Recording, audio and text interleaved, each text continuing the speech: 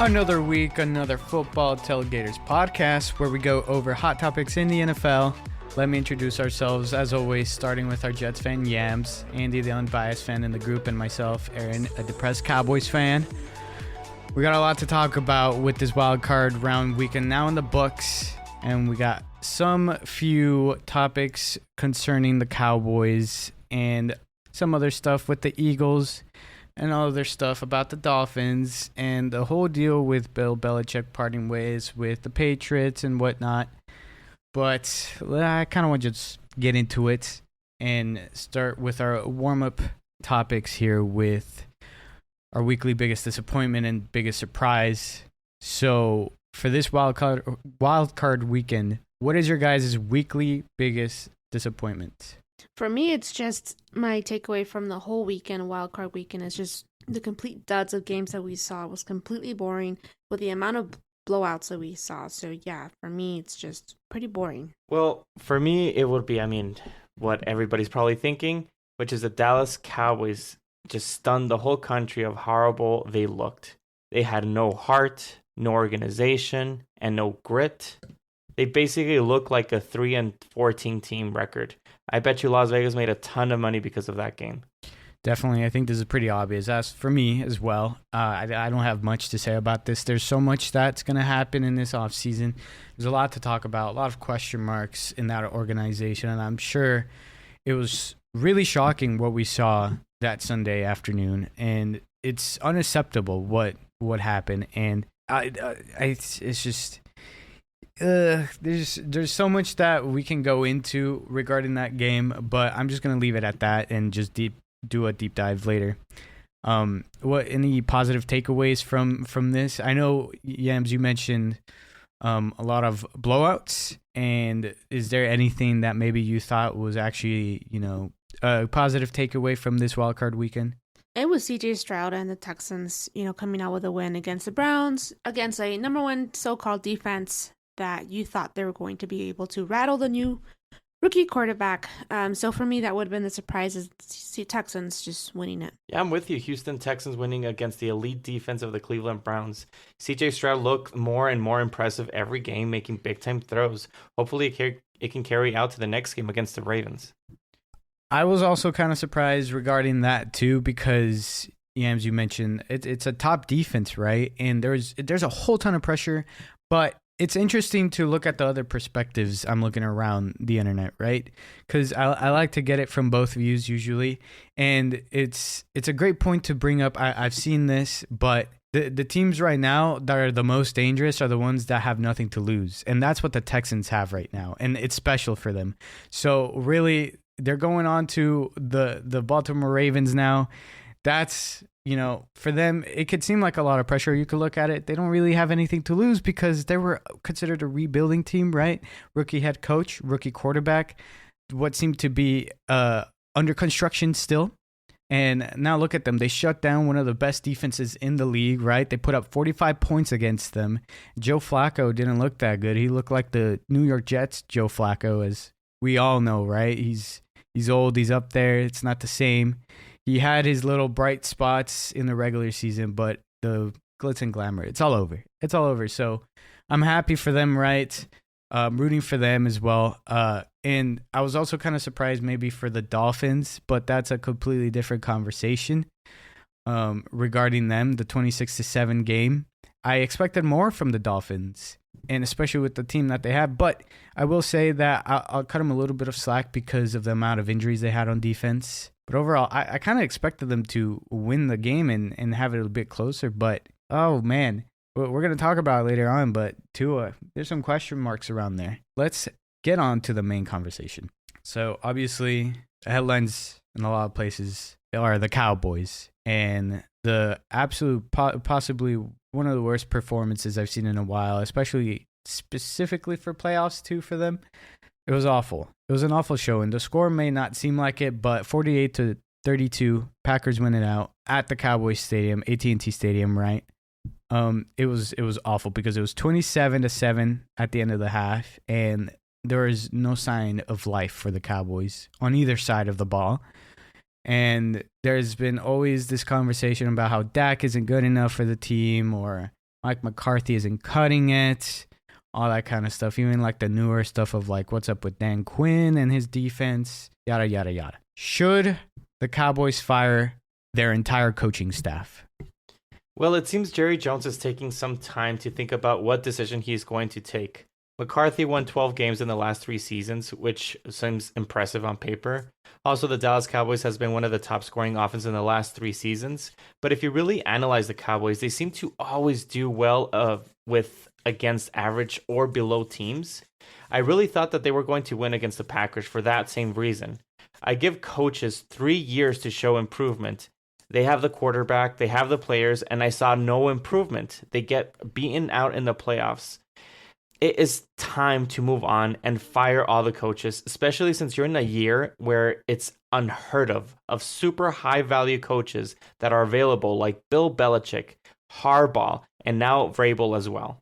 You know what? It pretends to be shocked. Okay, the Cowboys go into the playoffs and yet they choke as usual. It's the same thing over and over, regardless of who the head coach is. I was surprised in how the Packers were able to dominate, actually. It's kind of similar to what we see with the 49ers, just wide open players. And that's on Dan Quinn.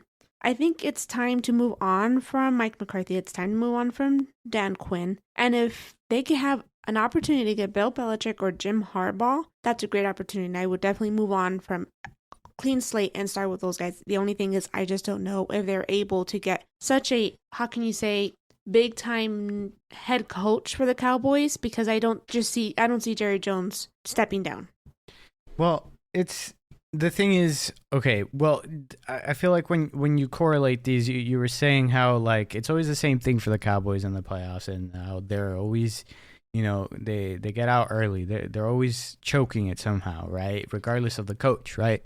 Well, you got to narrow it down eventually to someone, and there's been this talk for plenty of years, and even for Cowboys fans, right? But it's getting even more and more obvious who the real problem is, right? We all know it's Jerry Jones. That's the real problem.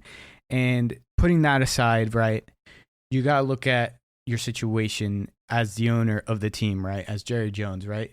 But it's kind of hard to do that, right, when the ego's in his way, right? And his pride is in his way. There's very limited options with his personality when you're trying to better this team, right? You want someone that you can just have puppeted around, right, as a head coach, not a strong personality, not a Bill Belichick. And that's basically it. I mean, that's what the real problem is. It's him. So with this many opportunities, right, you're seeing so many coaches becoming available. This is the perfect moment for the Cowboys to clean house, start from scratch, right? How far do you consider that, right? Do you go past the coaching staff and do players too? Because Dak Prescott, he didn't have his cleanest performance either, right? He's a very specific player where he can't really play from behind. He's not good playing from behind. And do you really want that as your franchise quarterback, especially when he has a contract coming up soon? You don't. You really don't. So that's another issue you have. Where's your running game? It's non-existent either, right? You thought Pollard did great, but only because Elliott was at the forefront. He's gone, and now Pollard takes up the whole load, and it's not the same. It's not the same. Your draft, right? Your number 1 pick, non-existent. The whole reason why you got him was to stop the running game, to pressure the running game from the opposing team. What just happened with Aaron Jones? What happened versus the Bills with James Cook? It's awful. It's absolutely awful. When Dan Quinn can't perform to his usual expectations of a high-end defense, it's trash. It's a clown job. I'm trying to find the words for it, really, but I think it's time to move on from Dan Quinn. Go get a head coaching job. I think you could just do better at this point, and it really doesn't matter because time's running out. Would you hire Dan Quinn if you're another team after that performance? No, personally, no, but someone's going to do it. Some team's going to take a chance on him because I don't think he's an awful coach. No, I don't think he's an awful coach. I think he's good. But the defense is the reason why the Cowboys fell behind big time. They let them score like 3 touchdowns. Yeah, in like but they're 3 also minutes. the reason why they led the league in takeaways and why that defense was pretty dynamic when it did work. Now, well. imagine him as a head coach without his mind just being focused on the defense. It's not going to it's not going to be like a really good defense. That's why I would be really hesitant to hire him. Wasn't he the head coach in the Super Bowl when it was 28-3? Yeah, he was. Okay, that was another meltdown. For sure. But he also had like tremendous offensive coordinators with Kyle Shanahan as well. So that was a huge help in the Super Bowl, or getting to the Super Bowl at that point.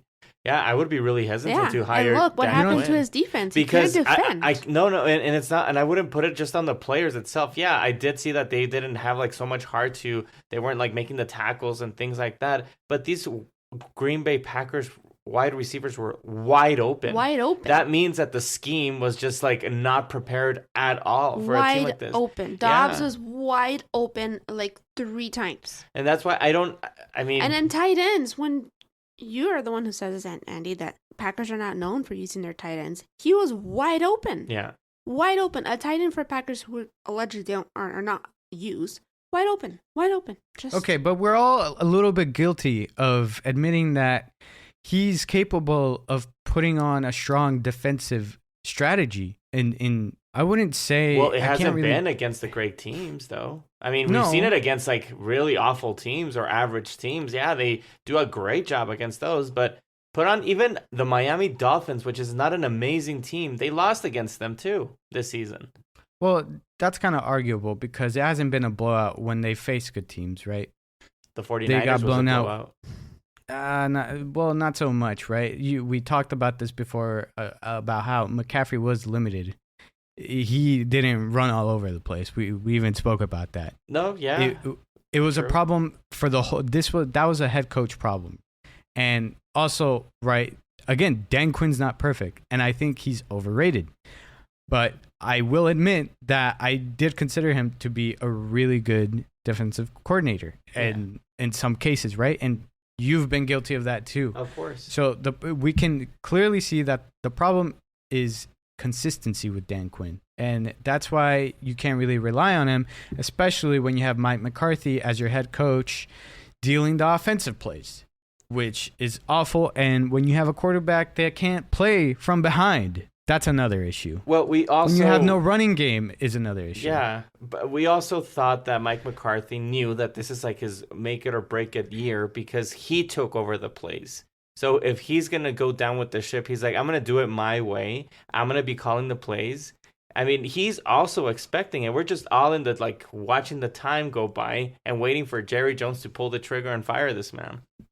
Will he have the guts to do it? I don't know. Yeah. I have no clue. I think he has to. He lost to his old team and to his replacement. There's secret rumors that Jerry Jones is actually interested in Bill Belichick, but that's a whole other can of worms. Yeah, that's a whole other can of worms. So we'll see about that.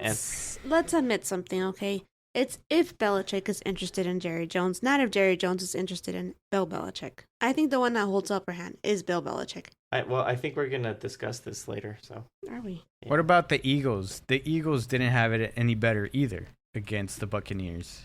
It was pretty awful for them, right? This past Monday night. It was 32-9. Buccaneers solidify their spot in the divisional round. The Eagles are now out of the playoffs with a lot of question marks over there too. And some problems that were, on the way that they had. A lot of question marks with the secondary and whatnot, and the head coach, and the quarterback injuries and all that, and the fact that A.J. Brown was out. So, should the Eagles fire head coach Nick Sirianni? See ya. No, I'm just kidding. It's too early. It really is. As much as I think they're ever since the Kansas City and the see ya, and they've lost since, right? Yeah. I think it's just too early, but I think it's for them to be prepared to fire him next year, because if they continue in this nosedive the way that they're going, I know they had injuries and stuff like that, but I don't know. I also see issues with the quarterback and Jalen Hurts.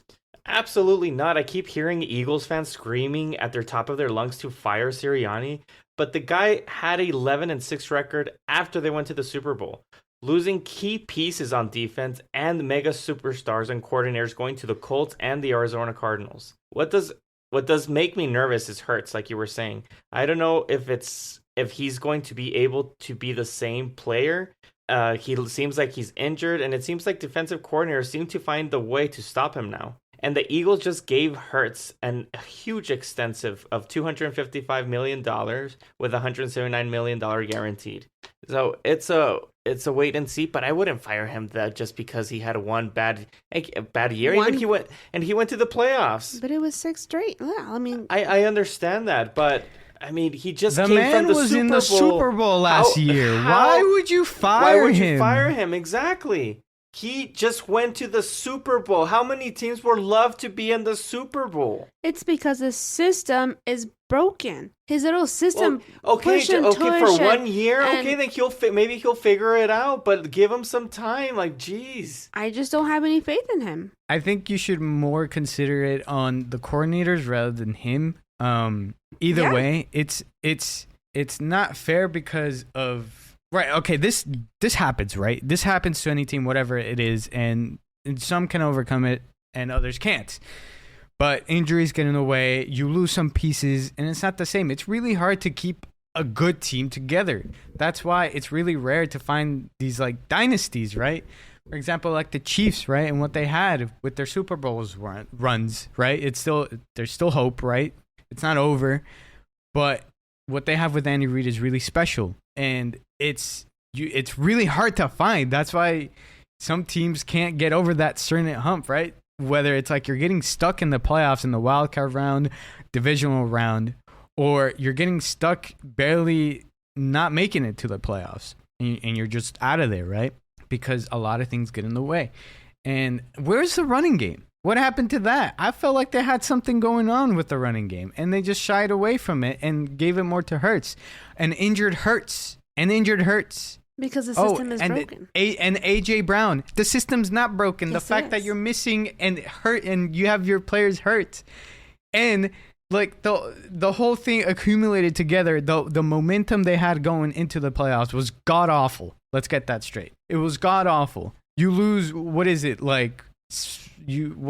5 out of your 6 games. That's how many games you lost, right? Your only win was very close against the Giants. Right. After the barely getting through the Bills, which was also controversial, and you can even argue maybe the Chiefs. It was tough to figure out, but you take at all of those. You take a look into all those, and you got to realize that the problem here was the missing pieces that they had in the defense and the defensive scheme that they had for the defense. I think they have a great defensive line, but they have no secondary whatsoever. So it's really hard to get to the quarterback when he's already throwing it to someone wide open. That's a problem. When you're shying away from the running game when it was working early in the season, that's a problem. I don't know. Look at your offensive coordinator and get some defensive pieces back together to fix his team and get it back into a Super Bowl, which honestly I don't really want, but let's see if he can pull it off, because he lost his defensive coordinator in Gannon, who went to the Arizona Cardinals, and then you lost Steichen for the Colts. Right, and Steichen is showing to be, decent head coach. I don't know if he can be able to pull it off to hire a decent coordinator. And then who did he demote and then hire or to take over play calling for the defensive coordinator? Mike Patricia. He's a hot mess. I think there wasn't any opportunity for him to find somebody. He was just trying to find somebody that has something on his resume. I think he came from the Patriots, so he thought like maybe here it would be a good shot. Yeah, but he had Schwartz at one point, and he did really well with the Cleveland Browns as of this year. So he just give him another year. I just can't believe how people are just screaming to fire him after he just came from a Super Bowl. Let him figure it out. Well, let's see. I still think that push and tush, and you need 10 million running backs for that system to work and for Hurts to work in that system. It's done. And that's my opinion, but we'll see if I stand corrected next season. I don't know. I mean, they went to the Super Bowl last year, so I think that says a lot. Again, about with 10 million running backs. It still counts. It doesn't matter. It really doesn't matter. It really doesn't matter because other teams have a million. You need an elite quarterback. I know that you and I were talking about this, and I am putting you on the spot, saying if you want to keep Salah, then you have to be consistent on it. Since you're a Jets fan, then you should have fired Salah a long time ago if that is how you're expecting things to show up.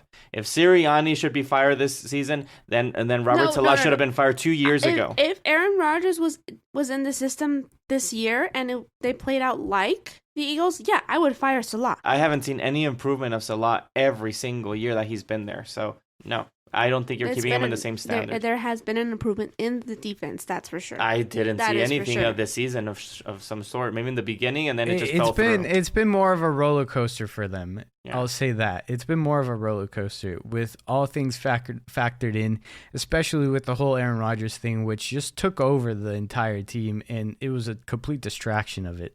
And it took the wind out of them. So there's a whole other deal going on over there, but I do think that it's fair to give Sirianni another chance, right? Mm-hmm. Because he's not a terrible coach. He's no Arthur Smith, I'll say that. What about on the Dolphins? So the Dolphins also suffered a loss. I did mention that earlier against the Chiefs, 26-7, with one of the worst conditions in a while, right? I think it was the fourth coldest game in the NFL. When I think having it recorded, right? It was the fourth coldest one. And it was I thought it was pretty interesting at the first half. After that, it was kind of disastrous for the Dolphins. But either way, should the Dolphins move on from Tua? Fire Tua. I'm going to fire everyone streak today. Fire Tua, absolutely. He needs to go. They need to get themselves a better quarterback. Even though I hate the Dolphins. I don't want them to have a better quarterback, but they need to. They need to have a quarterback that's able to show up in important games. They have all the weapons. They have all the fast dudes in the league. They're in the same situation as, in my opinion, when Sean McVay had Jared Goff and just needed a quarterback to win. Once he did the switch, they won. I feel like that's the situation that Miami's in. I think the smart thing to do is to draft a quarterback in the draft. We have all seen Tua struggling against good teams. We have a really good he has a really good coach and offensive weapons, but having a good coach just puts you in the best place to win. But it's your job to pull it off, and I have not seen Tua being able to overcome those tough matchups. So draft the quarterback to put some pressure on Tua. Yeah, no, it's just up to who they draft, really. But I 100% agree on the fact that they do have to put some kind of pressure on Tua. And it's not looking too hot for him, right? And he's been shown that to be kind of dependent on Tyreek Hill, and this game kind of also emphasized that, even with the whole weather situation. Was Waddle? Yeah. Mike McDaniel, I think he's an amazing coach, right? He's one of the better ones in the league, obviously, but he can only do so much to help Tua, right? After that, really, what it comes down to is Tua being able to make those throws, being able to make the correct reads and whatever. And I just don't see the kind of special stuff in a quarterback that I see in someone like Patrick Mahomes. It's tough because I like the guy, but they should probably move on from him. I don't know if they're going to do it this offseason. They definitely won't this offseason, but they need to start putting pressure on him. And I think that's what they're going to do. How they're going to do it? Yeah, it's probably they're going to draft a quarterback. Like you said, in this particular game, it just showed how much Hill is needed. All we saw was screen to Hill, pass to Hill, screen to Hill, screen to Hill. What are we going to see next? Another screen to Hill. They just tried so many times. And then just to surprise the team, a slant to Hill. It's there wasn't any surprises. Where's your big-time running game? Where's Mostert? Where's the chain? We didn't see that. If that's something that I do put a little bit on the head coach. Change it up if it's not working. It wasn't working for you guys at all, what you guys were trying to do. And it was your job to, in my opinion, to control the clock since you have all those offensive weapons. Don't make Tua be the leader to make those passes and everything. No, just control the game. While your running game, make Tua use his legs, which he started using in the end, which was a little too late. And having also Tyreek Hill being involved in the running game as well, just make some improvisations, and that didn't happen. That's why I think they lost. Yeah, two teams. No, it's because. So I do agree with that. I just feel like Mike McDaniel needs a little bit more consistency and a little bit more confidence in his team, and I think he's kind of worried about Tua maybe a little. It kind of seemed like it in this last game, but I mean he's been the head coach for the Dolphins since what 2022, right? Yeah, it's been since like 2022. So he hasn't had a terrible resume so far, right? But again, you're limited with your quarterback. I think the defense has been great, but they suffered a lot of injuries, so that takes into effect as well. And they have a great running system whenever it does work, but that's the problem. They need to make it consistent because look at those running backs. Those running backs are great. They need to figure that out. They should have taken advantage of that this past game, so I'm surprised they didn't.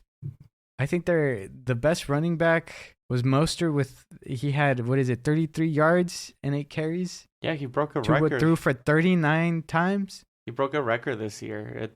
I can't believe they didn't use him that much. Yeah. It's just so weird. Yeah. There's two teams that I think they abandoned the run too soon was the Browns and Miami Dolphins. Oh, yeah. And I think, Dolphins have a way better running game, given that, right, Nick Chubb out for the season, right, with the whole leg thing. But the Browns still had a pretty decent running game. Right, yeah. With Ford and Kareem Hunt. Yeah, so it was tough for them, tough for both of them. It was interesting to see why they shied away from it, right? And put it more on a quarterback that can't really handle that. I don't think Tua's up there. No. I think he's a tier down from the greats, obviously, in the league right now. And they're definitely going to reconsider what to do with him. What's going to happen this summer? I have no clue. What about Dak Prescott? He's another question mark for the quarterback position, the Dallas Cowboys. Should the Cowboys cut ties with Dak? He did not play well. Dak did not play well. And again, I'm on a fire everyone streak today, so I am leaning towards maybe it's time to move on. But it really depends on the head coach that the Dallas Cowboys get. Because I think if they get someone like Bill Belichick, I think that this team can do a nice turnaround because all they really need to do is have a defense that keeps them in the game. And if they do that, I think Dak Prescott and that offensive weapons will be able to win lots of games. Dak Prescott is entering the final year of his contract, carrying a cap hit of $59.455 million and a dead cap value of $61.9 million, which that means if he's cut, that's how much the cap hit would be. The Cowboys can't build a roster with that contract, so an extension is inevitable. But who would you get to replace him? It's not that simple to just say fire Dak. Yes, make him have a team-friendly contract and bring in a coach that will put your team in the best position. Imagine Bill Belichick with that defense and Micah Parsons. That would be super scary. I just don't know if it would happen. Dak Prescott is so interesting to me because when he does play great, plays great, right? But that's with the defensive side working it out for them, helping him out, right? Doing their job. But again, it all comes down to when he plays from behind, it's always an issue. And he does great too. Gotta mention that when it's garbage time, right? When it's all over, there's no pressure. He's there throwing it, and what's it called? Pads his stats. I think he's good, but in the situation that the Cowboys have, it's really hard to get a quarterback. Really, really hard to get a quarterback. And they're definitely scared to move on from him because it's going to be hard because you move on from him, who knows whoever is up next, if they can handle the pressure, right? Trey Lance. They got Trey Lance. What happened there? No, don't bring that up, please. What'd you say? No, don't bring that up. That Trey Lance might be the best. They traded him for a reason. They gave a 5th round pick for a reason for Trey Lance. You guys, you guys would give me such a migraine for that. No. Let's go back to the Cowboys' success. I just said, who are they going to look at? Trey Lance? What are their options? I mean, they got him for a reason, right? What is he going to sit there and warm the bench? Exactly. He's up. I don't think so. I don't think he's the next option, right? But he's an option. Why would you count him out? I've said that the Dallas Cowboys' best time in. Let me say it again. I believe Tony Romo is better than Dak Prescott. And then the last 20 years, those would be the main quarterbacks, right? Tony Romo and Dak Prescott. When Tony Romo had the best success is when he had a huge running game, which was DeMarco Murray. He had just an explosive offense, and that's when the catch happened against Green Bay, that if you want to call it a catch or not catch, I still think the Packers would have won that game regardless if it was a catch, but that's just my opinion. And also, if you put in Dak Prescott's best year, that's when Ezekiel Elliott was a monster in the running game. It was a complete balanced team, passing and running game. They looked like a monster. So that's exactly what the Cowboys need to go back to, just having an explosive running game. And it would balance itself tremendously. And I believe that was one of the biggest reasons why they lost against those big teams like the Bills, Miami Dolphins, the 49ers, and the Eagles. If they had that running game and that big time balance and not putting everything on Dak's shoulders, just like they did with Tony Romo, putting him on his shoulders, they would have huge success. So, can you explain what happened in the playoffs though when they did have a running game with Elliott, and what happened to him when he got paid millions of dollars? I get you. It backfired on them. No, it backfired on them. Well, I don't know if they were trying to. Well, they should have learned when they did it to DeMarco Murray. I mean, they cut him saying, bye, we got whatever we needed from you and bye. And they didn't do that with Ezekiel Elliott. It's just that an emotion came with Jerry Jones and with Ezekiel Elliott, and showing like that he needed to pay him for him to continue being that number one star. I think he was wanting to have the next Emmitt Smith in the Dallas Cowboys. It just didn't pan out that way. You should never, ever pay a running back. That's unfortunate. I feel really bad for these running backs. Like I said before, go back and the next time you guys do an agreement with the union, with the players union, to protect the running backs. But right now, it's not smart business to pay running backs. That's exactly what happened. He went down, and you got into a big time situation that you couldn't like leverage your cap because you paid your running back. Okay, well, you got rid of your running back because you have a great second stringer, right? Behind Elliott, who was destroying, right? And then he comes up number one and it's a dud. So what do you do? What do you do at this point, right? What do you do? What do you do with Pollard? With Pollard, well, you saw that he's not the number one guy, so you have to find a number one option. I believe Derrick Henry is going to be available, maybe as an affordable option. Pick him up. He actually came out as a report that he is willing to go to a team that is capable of winning, and he said that he has many years still on his legs still to run. So I would pick him up, and I would also get other running backs too. We've seen great successes with the Miami Dolphins and the 49ers. They kind of have the same type of mentality because Mike McDaniels came from the Mike Shanahan tree. And they have a great scheme using running backs with Christian McCaffrey, Wilson, now A-Chain with Miami, Mostert. They're all coming from the same realm of the 49ers. So that is the success. Just copy that success. I believe Tom Brady always had a decent running game whenever he was successful with the Patriots. That's the success. So here's their problem. Mike McCarthy's not that. And that's why they're not going to do it. Well, that's unless they hire. That's why they need someone like a head coach that can do that and focus on that. But that's what's surprising, because Mike McCarthy in Green Bay, he always had a decent running back. Didn't we see Eddie Lacy, a big guy, just running all over the place for a long time? Wasn't Eddie Lacy let go for gaining a whole amount of weight? Yeah, but he was still that team always had a decent running game.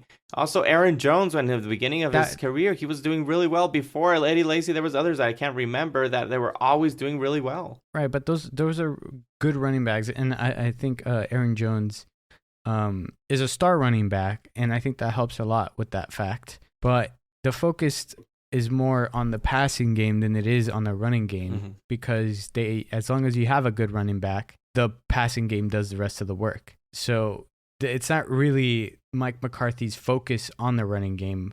It's more so on the passing, if that makes sense, because he's had good running backs, and I think that's what it was at Green Bay. The running backs weren't the focus over there. It was Aaron Rodgers in the passing game. It's just the fact that they had a good running back beside him, and I think that's what it was, and I think it's the same thing here. As soon as a running back's gone, it's a problem, right? That passing game's not the same as it is when you do have someone good, and had someone decent with Elliott, right? And then Pollard right behind him, just absolutely being utility-wise the best of the best, right, at that point. And then Elliott was gone because, paying him too much for not doing enough and whatever. And we were frustrated with him. We wanted him out of there. He's out of there. And they thought they had something special with Pollard, but it wasn't it. So they need to find a decent running back. And yeah, they might have to get someone like Derrick Henry. We'll have to see what they do with that. But what about the head coaching position? So there's obviously Bill Belichick's gone from the Patriots, whatever. Now everyone's throwing the craziest ideas like Bill Belichick to the Cowboys. Would Bill Belichick and Cowboys do well together? everyone is scared saying that it will be a disaster because Jerry Jones likes to meddle in his team. But I believe because of his age, I think he will back off. This is an amazing opportunity that you cannot pass by, or else the Chargers will claim him. But because the NFC East is so bad, I do think it can become the new AFC East, and he can even dominate this division. I think it'd be really good for Belichick to join the Cowboys. I think he's obviously the GOAT of all coaches. He is the number one defense. If you see how crappy the Patriots are, but they're all low scoring games. If they just had a decent quarterback in that team, they're in it. And I think that's the same case it would be for the Cowboys, as I said before. I just don't know if the Cowboys will let him do his thing. And on top of that, kind of I mentioned this off the podcast to you, Andy, is I think it's time for the Cowboys to change their course and go defensive coordinator as the head coach and stop hiring offensive coordinators who seem to keep giving duds after duds after duds and choke in the playoffs. Yeah, I mean, that's not that bad, honestly, because especially the ones they've been hiring, they haven't been the best hires, right? Especially with Mike McCarthy. And you see the track record with the Rams hiring young people like Sean McVay, right? You got Shanahan with the 49ers. You got the Dolphins with McDaniels. So Bill Belichick, I wish it would happen. I think that's my dream scenario for the Cowboys because of what they have with the defense. And that's exactly right. Whenever you look at the Patriots, the defense is where it's at, right? The problem is the offense and the struggles they had, but it's because they really had an awful offense over there with Mac Jones. So now that you have something better than that with the Cowboys, it's going to make Bill Belichick's job a whole easier. So with his team, I think they can really do something a lot better than what Mike McCarthy can do with his current situation. But the big wall is Jerry Jones. And I think for that reason, it's really hard to believe that Bill Belichick, being the head coach of the Dallas Cowboys, as insane as it sounds to me when I say it right now, it's going to be hard to really have that come true. I don't know. I think it can work well, right? But I don't know if it's going to end up happening. It's tough. Because like I said, Jerry Jones is 81. I have seen Jerry fixing his errors. He just made his old enemy Jimmy Johnson be in the Ring of Honor, and also saying he's coming terms. Yeah, he's messing up firing Jimmy Johnson by saying in an interview that he tells a story of how he admitted to Barry Switzer, which was the successor of Jimmy Johnson, that they both screwed up their success in the 90s. How the heck did you guys screw this up? So I think he's building amends to it, and just I don't know what he's doing, but it seems like he's fixing up his errors in the past. I hope he has a change of heart and puts his ego aside and really focuses on what's right for this team. And it's time to get a really competent coach and someone with amazing experience, not just one, arguably a given Super Bowl with one of the greatest quarterbacks under their belt. Well, the latest one that he had that type of Bill Belichick potential and personality was Bill Parcells. Now, when Bill Parcells was the head coach of the Cowboys, they started to have success with Drew Bledsoe. He and Bill Parcells was the one that actually helped bring in Tony Romo in. I can't believe that he quit just after that debacle against the Seattle Seahawks fumble when Tony Romo lost the game in his first year. But I think it was because they were saying situations that Jerry Jones was meddling in continuously.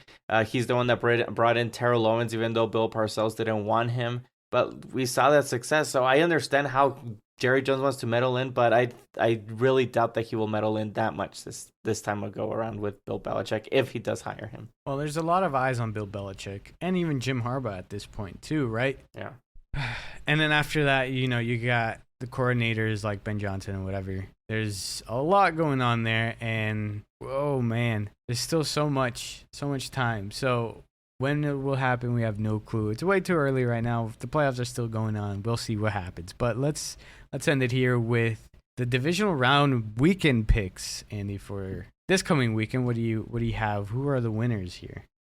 Let's start off with the Texans against the Ravens. Texans came out with a upset win, beating Joe Flacco and the elite Brown defense. But the Texans defense is not going to be able to stop Lamar Jackson and his explosive ways to improvise plays. I believe that rhymed. I'm sorry. So I'll be picking the Ravens for that particular reason. Next game, we have the Green Bay Packers against the 49ers. The Packers shocked the country by not just beating the Cowboys. They stomped them, they kicked them, they bullied them. There is currently a murder investigation in Texas Stadium. Even with the impressive win, they will now face the juggernaut of what the 49ers are with Brock Purdy, CMC, Debo, Ayuk, and that elite defense. I hope it's a competitive matchup, but I do think the 49ers will take this win easily. Next game, we have the Buccaneers against the Lions. The Lions are becoming America's underdog story as they came out of their first playoff win since the 1990s. Detroit was able to come out of a close win against the veteran Super Bowl winning team, the Rams. I believe the Lions will continue their winning streak, beating the Tampa Bay Buccaneers. The Buccaneers did just come off a playoff win against the Eagles, which is not saying much for the moment as the Eagles seem like a team that are self-destructing. Last game, we have the Kansas City Chiefs against the Bills. This is the game of the weekend. We have Patrick Mahomes going on his first road playoff game against his rival Buffalo Bills. We all remember how Patrick Mahomes had a temper tantrum earlier in the season when they lost against the Bills because of an offsides call against wide receiver Tony.